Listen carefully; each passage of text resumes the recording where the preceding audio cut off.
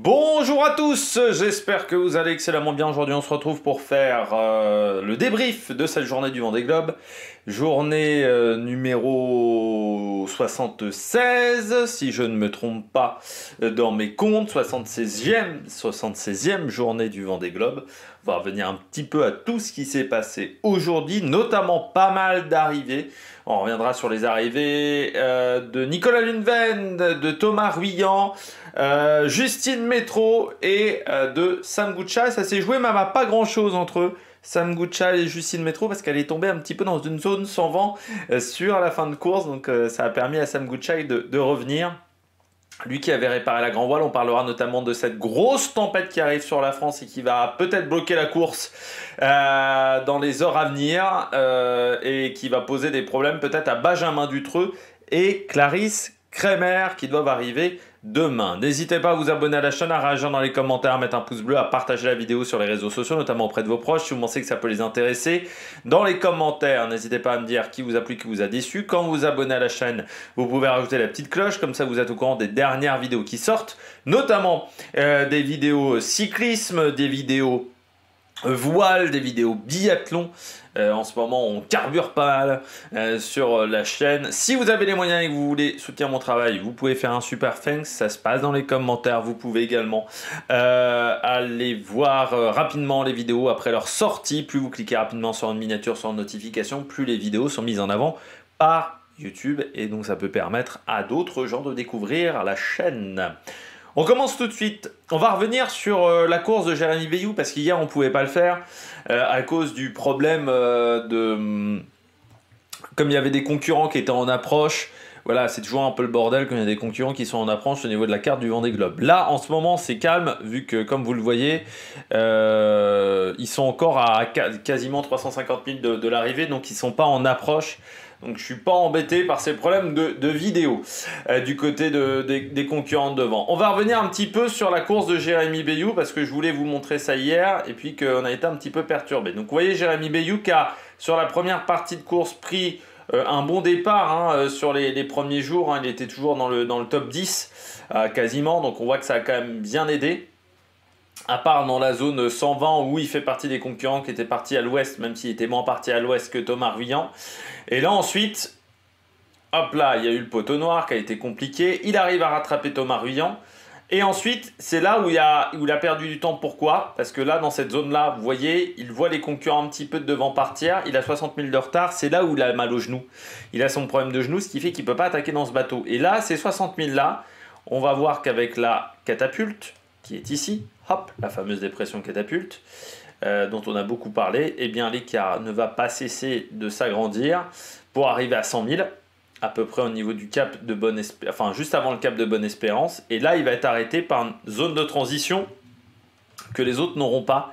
Si on zoome, cette zone de transition, les autres ils continuent avec le vent, et ça va le ralentir une première fois. Donc il se retrouve à 200 000 à peu près.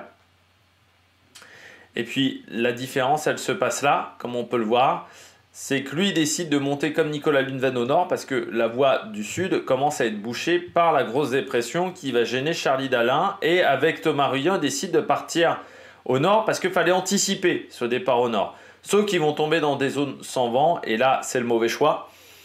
Ils vont se retrouver en plus un peu derrière, donc là ils sont vraiment bloqués avec de la mer, ils n'arrivent pas à faire avancer les bateaux. À ce moment là on n'est pas encore à la fin de l'océan Indien, vous voyez il y a déjà 1000 milles de retard quasiment. Alors l'écart va stabiliser ensuite, ils vont même revenir un petit peu sur les bateaux de tête, mais en fait à chaque fois ils vont être dans un décalage. Là vous voyez le début d'océan Indien de nouveau compliqué, ils sont de nouveau ralentis parce que voilà le vent. Là, c'est vraiment la situation le pire, c'est-à-dire que devant, ça s'échappe. Et là, vous voyez une zone sans vent qui va se décaler de plus en plus sur l'est. Et là, ils sont bloqués. Ils vont même se faire attraper derrière. Alors, ils arrivent à de nouveau s'échapper. Mais ils sont de nouveau arrêtés par de nouveau une zone sans vent. Alors que devant, on arrive toujours à suivre la même zone devant. Et là, donc, ça crée des écarts qui sont énormes pour ce groupe-là avec ce petit paquet, quoi. Ce petit paquet qui va être arrêté tout du long. Et puis après, bon, la remontée de l'Atlantique, où là, Jérémy Bayou va prendre l'option ouest. Là, il va faire la différence avec Nicolas Lunven qui va partir à l'est. Et là, vous voyez, lui, il va continuer à avancer alors que Lunven va être arrêté. Et là, ça a été la bonne option de Jérémy Bayou. Ensuite, il a bien réussi à gérer par rapport à Lundven. Et après, la remontée de l'Atlantique Nord, où il n'a pas cessé d'augmenter son avance par rapport à Paul Meillat, où il a été très très bon, notamment sur la fin, avec la dépression. Voilà, la course de Jérémy Bayou, c'est ça que je voulais vous montrer hier, que j'ai pas pu vous montrer. Alors que la course de Paul Meillat, elle est un peu différente, parce que si on regarde avant l'Atlantique, vous voyez qu'il a souvent été en arrière de groupe, et notamment je pense à l'océan Indien. Vous voyez que lui, il prend la catapulte avec un peu de retard sur ses petits camarades devant. Alors, voilà, il a 120 000, donc il a 60 000 de retard à ce moment-là sur Jérémy Bayou. Et avec Justine Métro, parce que les deux ont eu une partie de course assez similaire, vous voyez qu'ils vont être en difficulté et qu'il va toujours être obligé de cravacher pour rester dans le même système météo que ses petits camarades. Ce qui ne va pas être évident. Et vous voyez que là, à la fin du Cap des Bonnes Espérances, il a 1000 000 de retard, mais il a surtout 400 000 de retard par rapport à Jérémy Bayou. Et il va s'accrocher pour rester devant.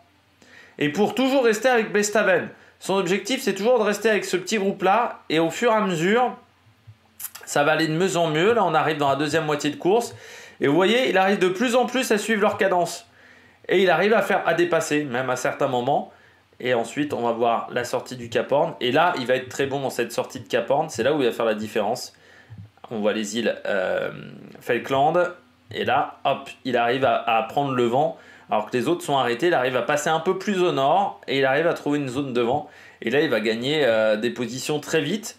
Alors à ce moment-là, Thomas Ruyant est toujours 4e. Sauf que Thomas Ruyant connaît son problème. Donc il se retrouve un petit peu arrêté. Alors lui aussi, il prend l'option S qui n'est pas forcément judicieux. Mais il s'aperçoit un peu avant Lundven que c'est pas judicieux. Et il arrive à trouver un petit peu de vitesse parce qu'il est quand même moins à l'est que Lundven. Et ensuite la remontée où il a été très bon jusqu'à son petit problème technique. Vous voyez, où là, à partir de ce moment-là, Bayou reprend de l'avance un maximum par rapport à lui. Donc voilà la course de Paul Meillat. C'est les deux choses que je voulais vous montrer hier, que j'ai pas pu vous montrer à cause de la carte. Bon, on passe à Nicolas Lundven. Moi, Nicolas Lundven, c'est un beau Vendée Globe. Il peut être satisfait de sa course, 6e. En plus, il a dit pourquoi il a perdu un petit peu de temps sur la fin de course. Parce qu'en fait, il a cassé une galette. Donc, vous savez, ces ronds métalliques qui sont notamment sur le pont. Cette galette, quand elle s'est cassée, en fait, elle a brisé le pont. Il a eu de la chance et qu'elle a brisé le pont sur 40 cm, mais pas sur des endroits trop difficiles. Donc, ça n'a pas trop amené trop d'eau du côté de Nicolas Lundven.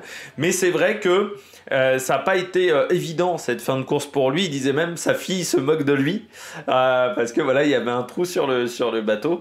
Mais elle était bien, l'arrivée, elle était sympa. L'arrivée de Nicolas Lundven avec ses enfants, avec son chien, même aussi à l'arrivée, comme Sébastien Simon. Et puis il était heureux parce qu'il disait l'objectif de départ c'était d'arriver au bout.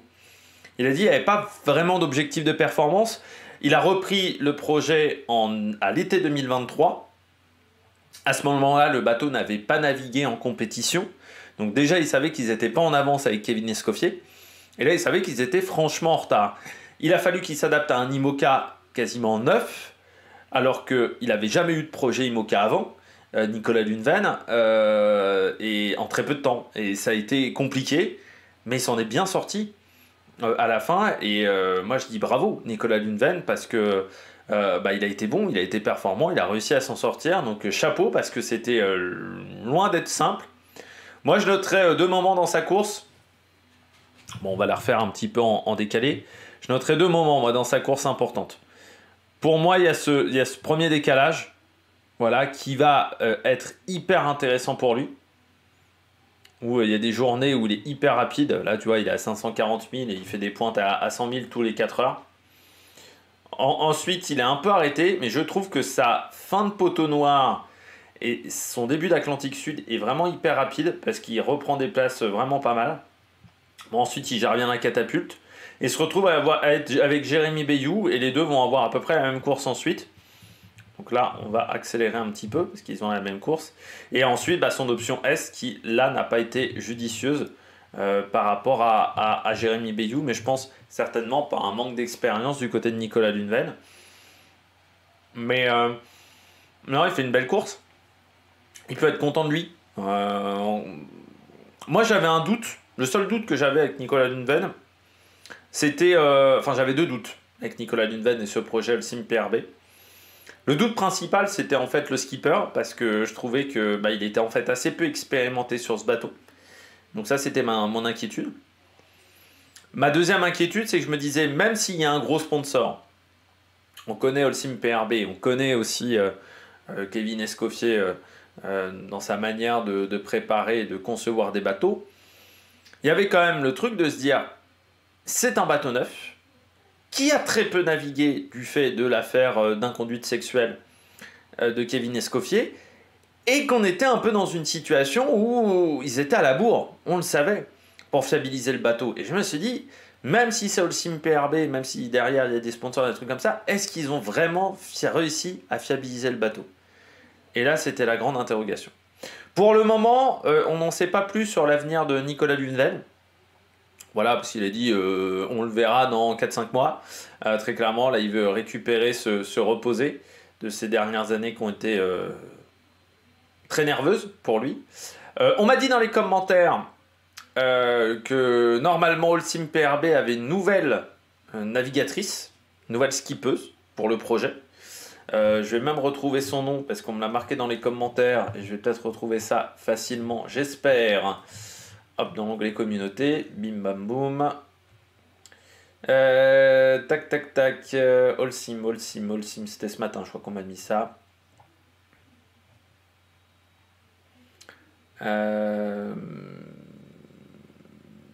Bien entendu, je ne vais pas le retrouver, ce commentaire du nom de la skippeuse, de la skipper.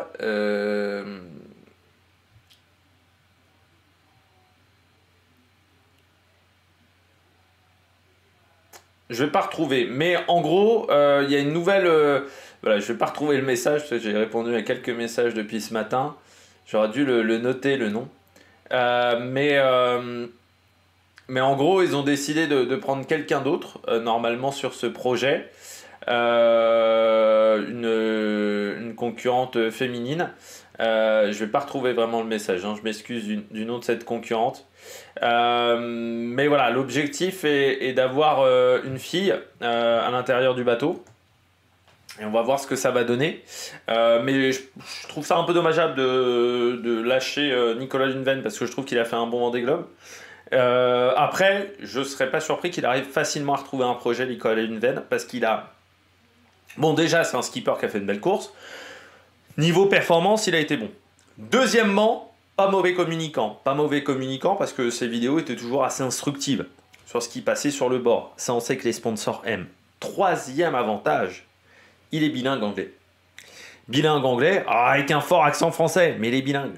Et ça, pour des sponsors, notamment étrangers, c'est un réel avantage. C'est un réel avantage. Donc je pense qu'il n'aura pas de mal à retrouver un projet. Je serais surprise qu'il ne retrouve pas de projet. Voilà Nicolas Lundven. Mais voilà un bon Vendée Globe pour lui. Il ne peut pas être déçu de sa course. Thomas Ruyant. Ce qui est surprenant, c'est que normalement le projet Vulnérable était un projet avec Goodchild et Ruyant où l'idée de continuer à utiliser l'ancien bateau devait permettre aussi d'apporter des informations pour le nouveau bateau, pour fiabiliser le nouveau bateau. Déjà, tu t'aperçois que le nouveau bateau, il a eu des problèmes. Je pense, premièrement, à un problème qui m'a semblé étonnant en début de course. C'est vrai qu'on n'en avait peut-être pas parlé tant que ça, la voie d'eau. Quasiment dès le départ, il a une voie d'eau à l'avant du bateau. Ce qui fait, vous vous souvenez, il devait pomper toutes les 3 heures. Il peut réparer ça qu'au poteau noir. Mais ce qui fait qu'au poteau noir, je pense, c'est ce qui fait qu'il ne prend pas suffisamment d'avance à ce moment-là. Parce que là, vous voyez qu'il est en avance, il est en tête, mais il ne pourra jamais prendre beaucoup d'avance parce qu'il est obligé de réparer cette voie d'eau. Donc ça lui fait perdre du temps. Et surtout, ça le fatigue énormément. Je ne sais pas si vous vous souvenez de vidéos, notamment au bout d'une dizaine de jours de course, ça m'avait marqué, moi, c'est qu'il était extrêmement fatigué, Thomas Ruyant. Ensuite, il prend la catapulte. Bon, là, ça se passe bien à ce moment-là, il est dans le bon paquet, hein. Et puis, il va y avoir ce choix, voilà, où lui, il passe par l'option Nord. Il choisit cette option-là avant Richaume, ce qui fait qu'il perd encore plus de temps que Richaume. Mais il se retrouve à un moment, vous voyez, très proche. Hein, il y a une vingtaine de milles entre les deux à ce moment-là. Sauf que Richomme dans le vent va attaquer plus que Thomas Ruyant, ce qui lui permet de revenir. Et Ruyant sera toujours en décalage et il se retrouve, lui, le premier affecté par la zone sans vent. Voilà, il va être gêné par les zones de transition qui vont lui coûter un temps fou. Là, c'est aussi Ici, où il a son problème de batterie, aussi, où il va être obligé de barrer en pleine nuit sans électricité, sans rien, puisqu'il a mal géré sa batterie. Bon, ensuite, il se retrouve dans un deuxième paquet, hein, donc c'est un autre match, mais il gérait bien pour la 4e place. Et puis, il y a son J2 qui va exploser complet, parce qu'il fait un bon océan Indien, une bonne fin d'océan Indien, où il se retrouve à avoir 300 000 d'avance. 300-400 000 d'avance, et puis là, bim, bam, boum, problème de J2, et ça va énormément l'handicaper ensuite, ce qui fait qu'il se retrouve un petit peu derrière, il se retrouve 7ème. Comme il le disait en interview, il n'était pas venu pour une 7ème place, lui il était venu pour un meilleur classement, ça c'est clair et net. Je pense qu'il y a une énorme déception pour lui, c'est qu'il était très attaché à ce projet, et notamment à ce projet d'avoir 2 bateaux, d'avoir un peu comme une équipe de Formule 1. Il en parlait énormément de cette mutualisation des moyens et de cette mutualisation également des cerveaux, parce que c'était ça un peu l'idée, sur les 2 projets. Je pense que déjà il a été déçu par ça. Je pense, alors il ne l'a pas dit en interview, mais je pense qu'il s'attendait à ce que son bateau aille plus vite. Et en gros, Thomas Ruyant, je rappelle, il avait fait un bateau pour le portant, parce qu'il avait dit, grosso modo, sur un tour du monde, tu fais beaucoup de portants. Pas de peau pour lui, il est tombé dans un Vendée Globe où s'il avait été avec les bateaux de tête, il aurait été dans du portant. Sauf qu'il s'est retrouvé dans des conditions où parfois il a dû naviguer au près, parfois il a dû naviguer dans peu de vent, et c'est un bateau qui n'était pas efficace dans peu de vent. Et je pense qu'il est un peu déçu de la performance de son bateau. En réalité, alors il ne l'a pas dit, mais je pense qu'en débriefing, il sera déçu. Et sur d'autres vidéos, j'avais un peu ce sentiment-là quand même, du côté de Thomas Ruyant. Et puis, il est surtout déçu que ça n'ait pas marché au niveau de son projet. C'est-à-dire que ni lui, ni Sam Goodchild n'évitaient les problèmes. Et ça, je pense que c'est sa déception en tant que, on va dire, team manager. C'est sa déception du côté de Thomas Ruyant. Après, moi, j'avais un peu peur. C'était la même sensation qu'avec Jérémy Bayou. J'avais un peu peur qu'il arrive en faisant un peu la gueule. Parce que voilà, la course n'a pas été simple, notamment les derniers jours, mais en fait il a été content, souriant, heureux, parce que déjà il était content de sa manière de naviguer, où il a dit je suis jamais allé au-delà de mes limites, je suis toujours resté genre à 80-90% de mes capacités, je me suis jamais mis dans une zone de danger au niveau de la navigation, mais ça a peut-être été aussi une erreur face à Johan Richomme, qui lui a su aller... Il a eu cette capacité, Richomme, ce qui m'a impressionné sur ce Vendée, à chaque fois à mettre le petit coup de fouet en plus par rapport à d'autres concurrents. C'est peut-être ce qui a manqué à Thomas Ruyant à certains moments. Mais ça sera peut-être en débriefant sa course après coup avec son équipe technique, où il réfléchira à ce qui a peut-être moins marché et pas été efficace. Bon, on passe à la première concurrente féminine, mais surtout à la 8e concurrente à l'arrivée. C'est surtout ça le plus important. Il y en a quand même un qui m'a marqué, Macho, dans les commentaires. Déjà, il faut réfléchir 10 secondes avant de tenir ce genre de propos. C'est pas comme si j'avais dit que Violette d'Orange, j'en parlais pas plus que les autres concurrents, parce que j'en parlais pas plus. Parce que si j'avais pas d'infos à dire, je la traitais comme un autre concurrent, comme un autre, et pas, je faisais pas un traitement de faveur avec Violette d'Orange parce que c'était une fille. Voilà. Il aurait fallu regarder les vidéos en intégralité dès le départ. Parce que hier, j'ai dit qu'elle allait battre le record féminin. C'est la réalité. Elle va battre le record féminin qui est moins rapide que le record masculin. Même si on est dans une compétition mixte, on peut battre des records hommes-femmes, on peut battre des records de sexe. Voilà, on est dans un monde où, oui, Justine Métro est une fille. Voilà. Et où Charlie Dalin est un garçon. Bon, est-ce que c'est une catastrophe? Non. Je crois qu'on s'en tape un petit peu, même. Mais Justine Métro bat le record féminin. Elle bat quand même un record de plus de 10 jours. C'est ça, la performance. Et surtout, elle bat pas un record fait par quelqu'un qui est... une branquignole. C'est quand même Clarisse Kremer qui n'avait pas fait un mauvais Vendée Globe il y a 4 ans.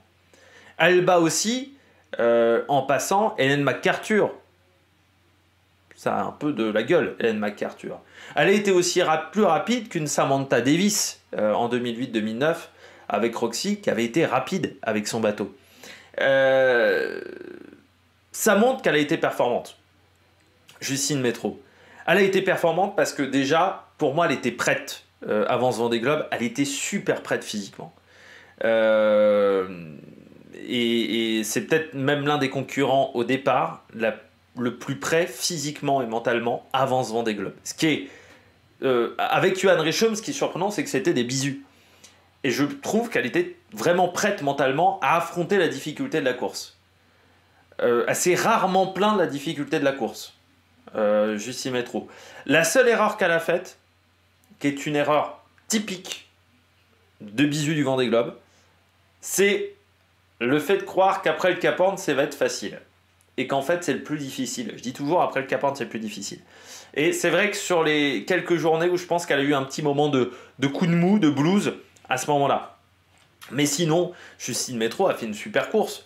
Elle fait 76 jours. Elle bat le record du bateau aussi. Charal 1 n'avait pas fait 76 jours, même si tu enlèves les problèmes au départ il y a 4 ans.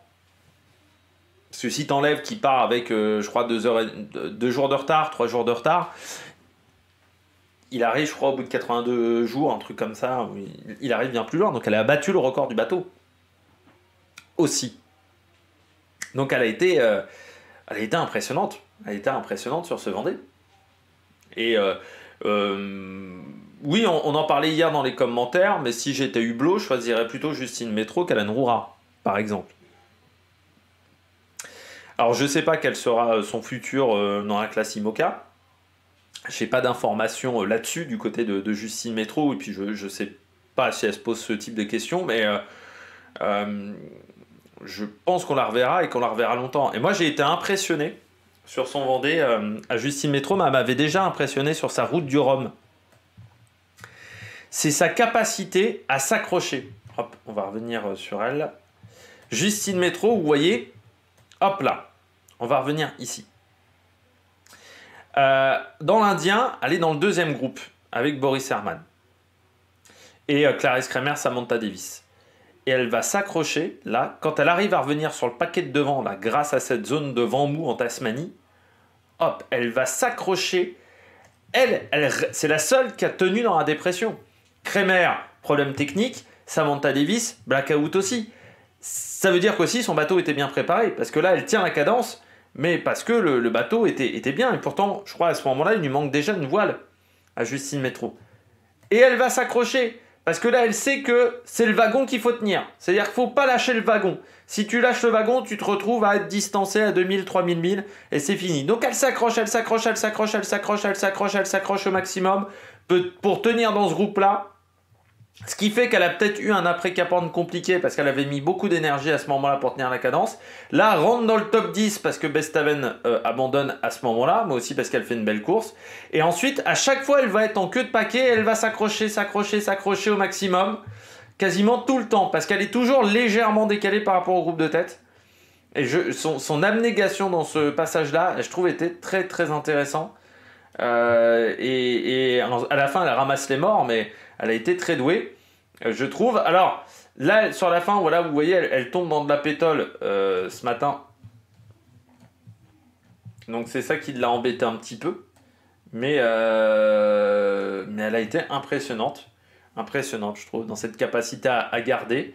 Et puis, Goodchild, moi, j'ai été impressionné à son arrivée parce qu'il était hyper heureux. Je me disais, bon, il serait peut-être déçu à cause de sa grand voile, mais en fait, je trouve qu'il a eu une approche intéressante du Vendée. C'est-à-dire qu'il a dit, bon, l'objectif déjà était de finir, mais j'ai l'impression qu'il a appréhendé ça comme un jeu. Et je trouve que c'est pas une mauvaise idée, par exemple, d'appréhender ça comme un jeu, parce que ça t'enlève peut-être la difficulté. Et même dans les moments difficiles, j'ai eu l'impression qu'il s'attendait à avoir des moments difficiles, mais qu'il voulait avoir des moments difficiles, Sam Goodchild. Parce qu'il était prêt aussi. C'est vrai que Sam Goodchild, il arrive tard sur le Vendée, mais encore une fois, c'est un mec qui a une énorme expérience, notamment chez On50, en multicoque. Et en Ocean 50, il menait des projets à très haut niveau.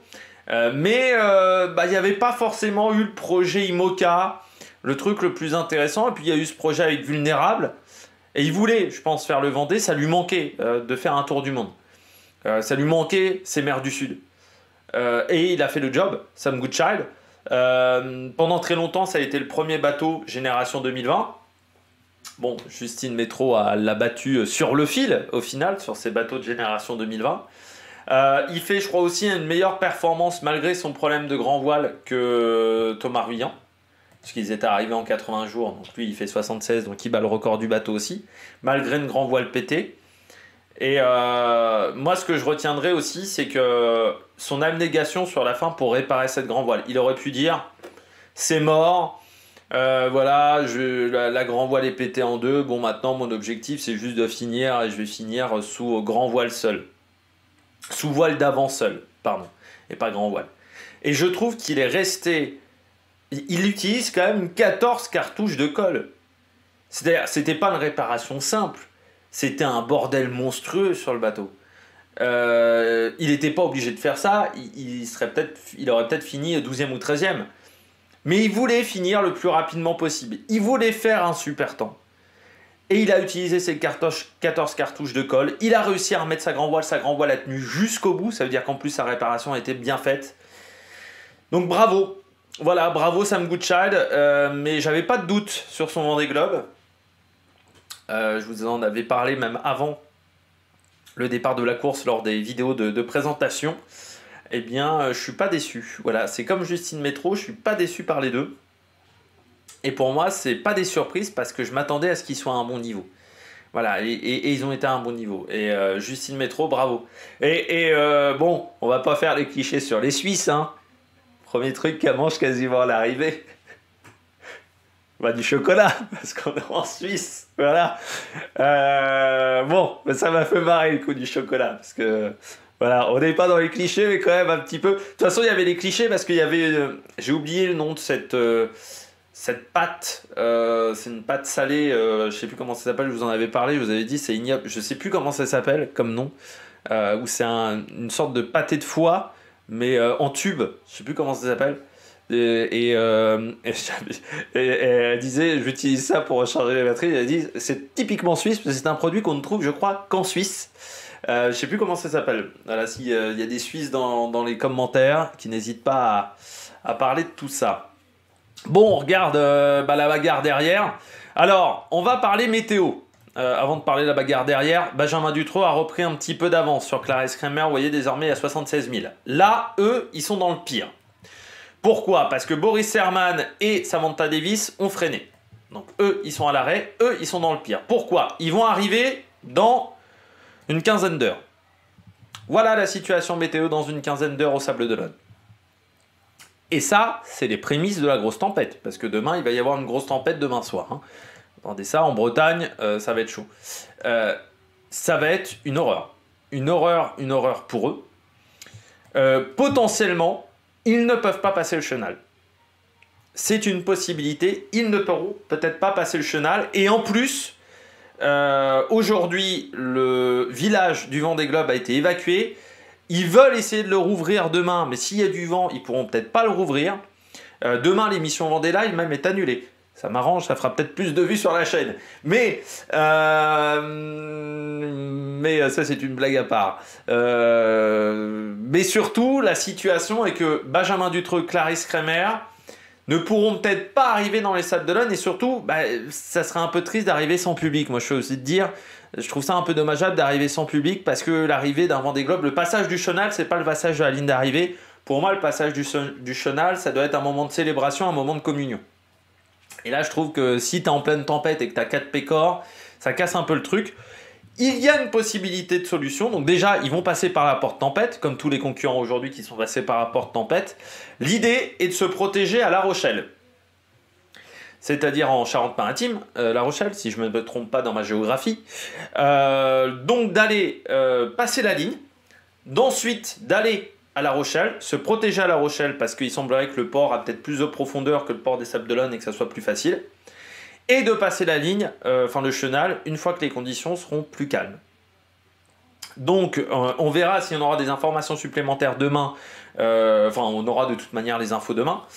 Mais il se pourrait qu'on ait cette situation-là. Pour l'instant, ça n'a pas été décidé hein, par la direction de course. Mais Clarisse Kremer, déjà il y a 4 ans, elle était arrivée en pleine tempête. Parce que d'où l'affaire le Turquet, on va dire. Parce qu'elle était arrivée en pleine tempête et qu'à ce moment-là, il n'y avait pas de porte-tempête. Donc, ils avaient, on va dire, créé un petit peu ça. Mais là, on va voir comment ça va être, ça va se passer. Pour le moment, oui, il sera bien fermé dimanche, hein, le village du Vendée. Moi, je trouve ça un peu dommage d'arriver et de ne pas avoir le village, de ne pas avoir cet univers-là. Donc, on nous disait, donc, encore une fois, La Rochelle. Bon, on va voir comment ça va se passer parce qu'ils ne pourront pas rester en mer s'il y a la tempête qui arrive. Ça sera impossible. Donc, il faut se mettre à l'abri. Ça ne va pas être simple. C'est la situation que voulait éviter Samantha Davis. Hein. C'est pour ça que Samantha Davis s'est mis à l'arrêt. C'était pour éviter cette situation-là, de ne pas pouvoir rentrer au Sable d'Olonne et de devoir longer la côte. Et à ce moment-là, il n'y avait pas de solution de repli. Il y a une solution de repli désormais La Rochelle. Mais vous voyez que cette tempête, elle est impressionnante par sa taille et par le vent. Là, c'est le vent moyen. Hein. C'est pas les rafales. Le vent moyen, il a 55 nœuds à son creux. Donc c'est impressionnant. Et puis la taille, alors ça va passer sur le nord de la France. Et vous voyez, ça va surtout passer un peu sur la Grande-Bretagne. Et sur la France, voilà, donc il y aura beaucoup de vent dans 2 jours à peu près, mais déjà demain, je pense que demain soir il y aura pas mal de vent et ouais, ça va être grosse tempête, voilà.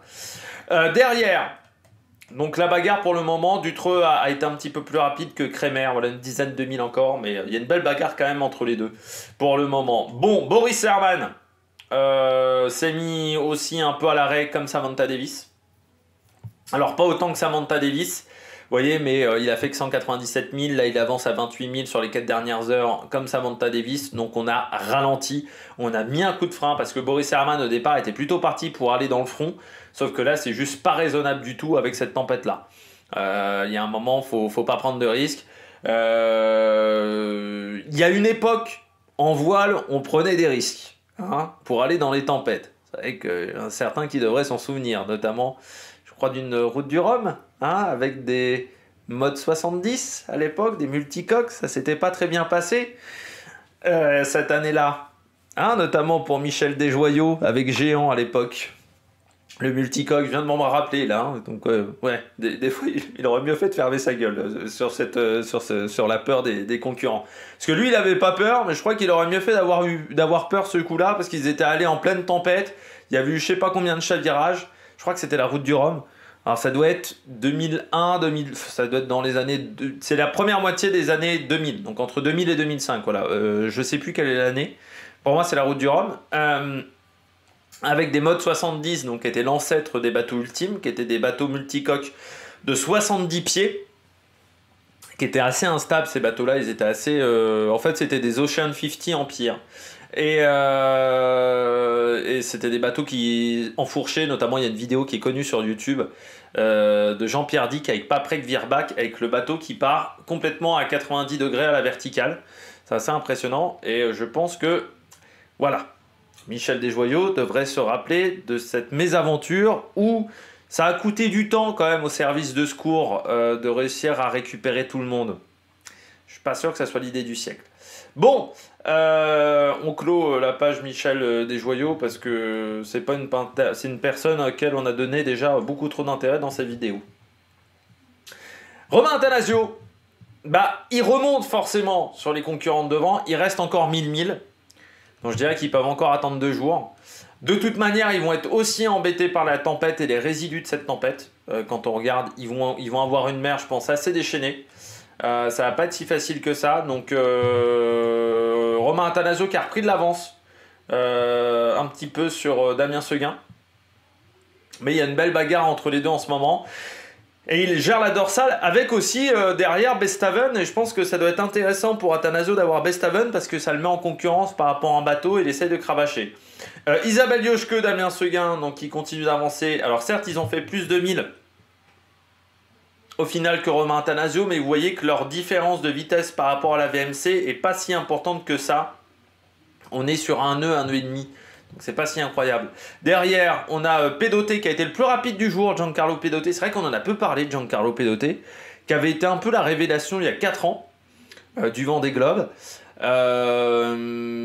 Mais j'ai pas eu grand chose à dire. Il a pas fait non plus 150 vidéos, donc quand il n'y a pas beaucoup de vidéos, j'ai pas grand chose à dire. Giancarlo Pedoté, il avait eu des problèmes techniques sur son bateau avant le Cap Horn, au même moment qu'Isabelle Yoshke, notamment. Mais c'est un peu une déception quand même, Giancarlo Pedoté. Après, il a travaillé énormément sur les trappes de son bateau, mais il a gardé le même bateau qu'il y a 4 ans et on s'aperçoit que voilà, il y a eu des différences de performance qui se sont faites énormes entre les différentes générations de bateaux. Et peut-être qu'il a été leurré en fait par la vitesse du Vendée Globe 2020 qui avait été extrêmement lente. Et il s'est dit ah bah ça va tenir encore la cadence pour 2024. C'était pas le cas du côté de Giancarlo Pedoté et Prysmian Group parce que il a souvent été en retrait sur ce Vendée Globe. Et puis il fait partie avec Alan Rora des deux qui ont été bloqués arrêtés complets dans le début du poteau noir, enfin avant le poteau noir et le poteau noir, ils ont souffert à ce moment-là. La bagarre entre Ferré et le Turquet continue.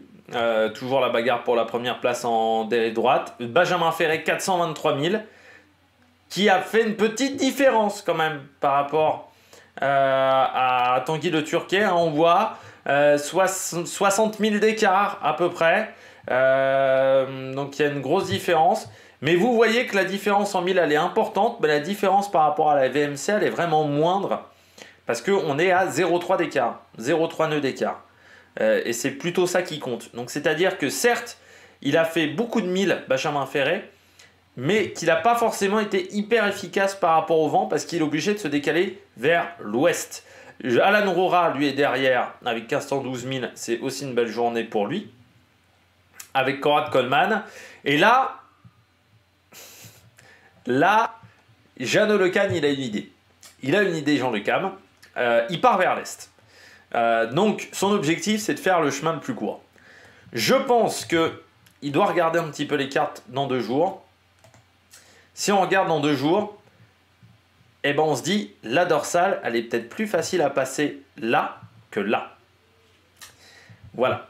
Et je pense que c'est l'idée. Il se dit, la dorsale, elle va être facile à passer ici, même si ça va être de la navigation au près, et qu'il ira plus vite dans la dorsale de ce côté-là que de ce côté-là.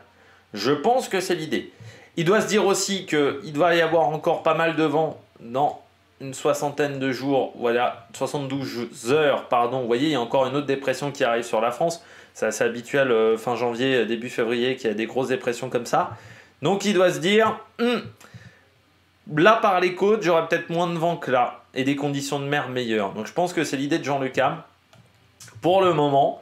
Et puis de toute manière, il faut qu'il tente un truc. Techniquement, s'il reste sur la même ligne, son bateau a été affecté quand même par des soucis techniques assez importants. Donc il ne sera pas en mesure d'aller aussi vite que Benjamin Ferré, Tanguy Le Turquet, potentiellement.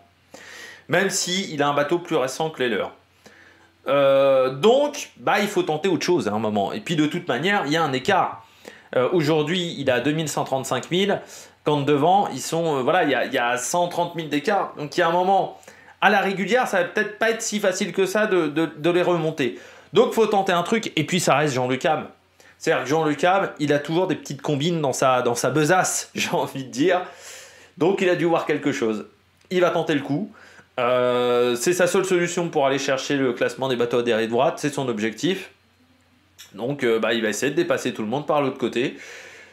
Moi, je me dis que c'est intéressant à suivre. Et ça va nous donner un petit peu de suspense pour la fin de ce Vendée Globe. On poursuit avec la suite du classement. Hop là, Jean Le Cam, Conrad Coleman, Guirec Soudé. Alors déjà, Guirec Soudé, il est passé à la tonte. Hein. Peut-être pour essayer d'être plus aérodynamique au niveau de sa tête sur les vagues. Mais surtout, il est rentré dans l'hémisphère nord. Il vient de passer l'équateur hier. Il est dans le poteau noir. Il avance quand même. Donc il arrive à continuer à avancer. Comme 46 000 sur les 4 dernières heures, c'est pas mal dans un poteau noir. Et puis derrière, dans les alizés d'Atlantique Sud, qui sont pas hyper puissants, on va pas se mentir en ce moment pour le groupe de derrière, qui est un petit peu dans du vent mou, assez instable, et Violette d'Orange s'en sort pas mal.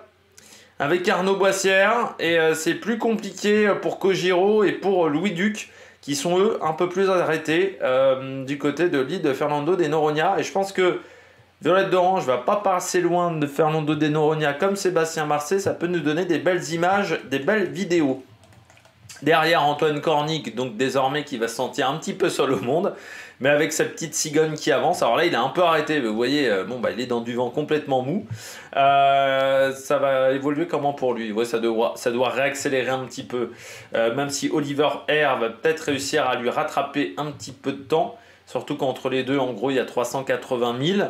Mais je pense pas que le Suisse arrivera à revenir tout de suite sur Antoine Cornic. Et puis Jin Kunshu, lui, est monté au mât. Et ça a été une sacrée aventure pour le concurrent chinois de Xingjai Team AQ. C'est pour ça qu'il était quasiment à l'arrêt hier et qu'il était quasiment en mode demi-tour. Parce qu'il voulait monter au mât. Ça a été très compliqué parce qu'il y avait quand même du vent. Il a montré en vidéo, il s'est fait un peu balloter à droite à gauche. Il a un bleu au niveau du biceps. D'un des biceps, il s'est fait mal aussi du côté du genou. Et c'était pour... encore un problème, dis donc, cette année de hook de Grand Génaqueur qui a cassé. Le boot était aussi cassé, donc il fallait réparer tout ça. Sauf qu'il l'a dit, en fait, il va devoir peut-être remonter au mât et ça le... C'était pas le truc qui le mettait le plus en joie. Voilà, contrairement à Guirec Soudé qui a découvert une passion pour monter au mât, c'est pas le cas de Jin Kunshu, il aime pas vraiment ça, le concurrent chinois. Et puis derrière, eh bien, ça continue d'avancer pour notre petit trio. Avec 250 000 pour Manuel Cousin qui nous a montré un cours de matossage. Et oui, du côté de Manuel Cousin, mais c'est intéressant de montrer que c'est compliqué voilà, de matosser. Et puis on a également Fabrice Amédéo. Il y a une quinzaine de mille voilà, derrière, donc ils sont à peu près sur les mêmes moyennes. Et puis Denise Van Winberg qui tient leur vitesse aussi. Donc Denis Van Winberg, 6114, 5008. Ouais, il n'y a que 300 000 d'écart. Hein, et avec Fabrice Amédéo, il y a toujours 200 000, voilà, à peu près, même pas, hein, 130 000, 140 000, donc c'est pas mal. Voilà pour le concurrent belge, toujours de la bagarre, même dans l'arrière-garde. Du côté des statistiques, eh bien Giancarlo Pedote a fait 440 000. Devant Benjamin Ferré, premier bateau à dérive droite, Benjamin Dutreux, Clarence Kremer qui avance, Alan Roura, Paul Meillat, Tanguy Le Turquet. Donc Tanguy Le Turquet, il a fait 70 km de moins que Benjamin Ferré, mais encore une fois, Benjamin Ferré s'est aussi éloigné de la route idéale dans cette affaire. Et puis Damien Seguin devant Isabelle Dioschke et Conrad Coleman, 10e, qui ferme la marche. Du côté de Dennis Van Winberg, eh bien, il est désormais à moins de 12 000 km de l'arrivée pour le moment, et puis les prochaines arrivées. Donc Benjamin Dutreux, Clarence Kremer. Dutreux, ça devrait être entre midi et 15h demain. Clarence Kremer entre 15h et 20h dimanche, donc ça va être chaud. Samantha Davis, Boris Herman, on nous met aux alentours du 1er février.